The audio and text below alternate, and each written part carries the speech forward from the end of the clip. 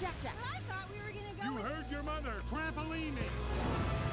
We need a gap. In the first movie, you had the job to introduce a whole new characters, a whole new world, and in this, you have to keep the story going. Did you feel pressure about the expectations of the movie?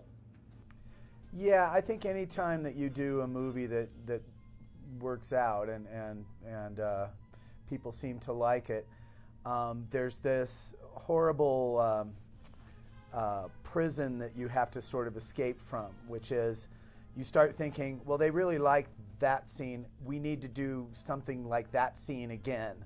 And if you do that, you're just repeating yourself, and the audience will not enjoy it. You know, they'll go, wait, you're just repeating yourself. And so the challenge is always to do something that feels true to the film that people have seen, but goes in unexpected directions.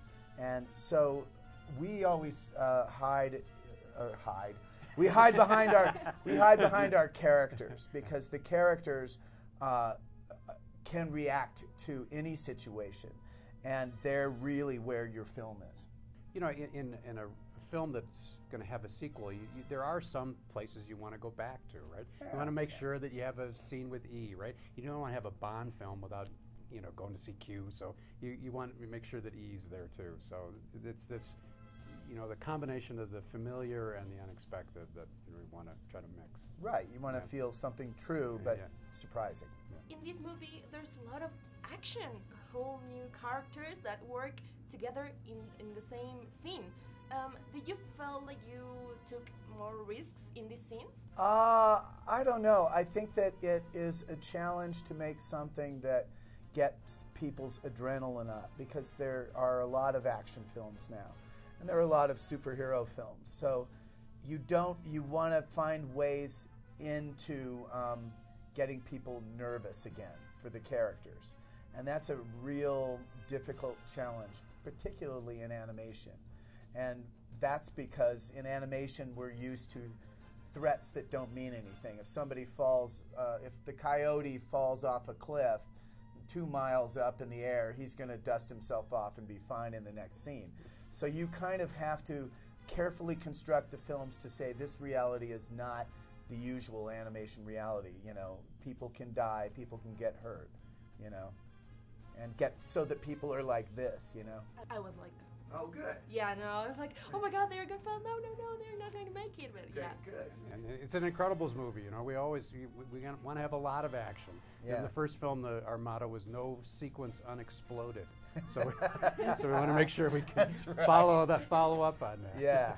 You have a lot of real situations that happen in real world, and in here I saw a lot of emphasis in the role of women, especially with Bob's reactions about like, hey, I'm Mr. Incredible, why are you choosing her instead of me? Yeah, I'm going to stay at home. Like, did you had an influence of these all movements are happening, like Me Too or the female empowerment, or how was it? We did, but we also had it in the first film, you know. Helen has always been a very strong character who is every bit as effective as a superhero as Bob is. You know, that's part of what make their marriage works, is that it's equals. Chicas, piensen, ¿los hombres van a salvar al mundo? Yo no creo. And so this just kind of tested that and pushed it further. But we couldn't tap into any new trends, nor would we want to, because we have to do these films so far in advance.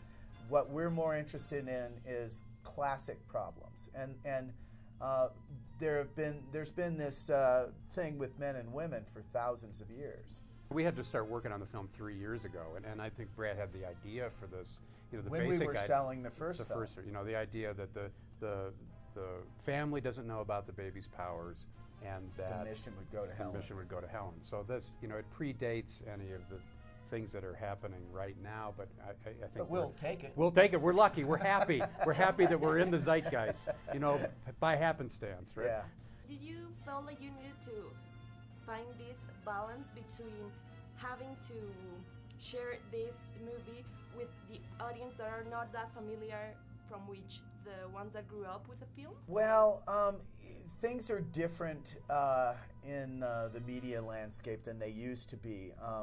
My kids, I thought that they would only listen to contemporary music, but my kids listen to all music, and if you look at their playlist, they'll have something from the 60s, followed by some new guy that just came out with an album 2 months ago, combined with Louis Armstrong, combined with something from Bach, combined with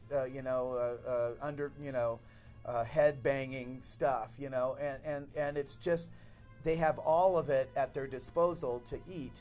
And so I think that people that haven't seen the first film, just seeing that it's coming out, if they're interested in it, it's really easy for them to see the first film. And when I was a kid, you had to wait for the film to come to, and maybe it would never come back into the theaters or come on at 11 o'clock at night. So it's very different now in that everything is available all the time. But that said, I don't think you need to see the first film to go along with this film, but it helps. Especially since it starts right Right when the last one finished. So it's a good it's a good entr'acte to go watch the first film and then see the second. Ooh, Entr'acte, yeah. Good. Ba-doop-ba-doop. Done properly, parenting is a heroic act. Done properly.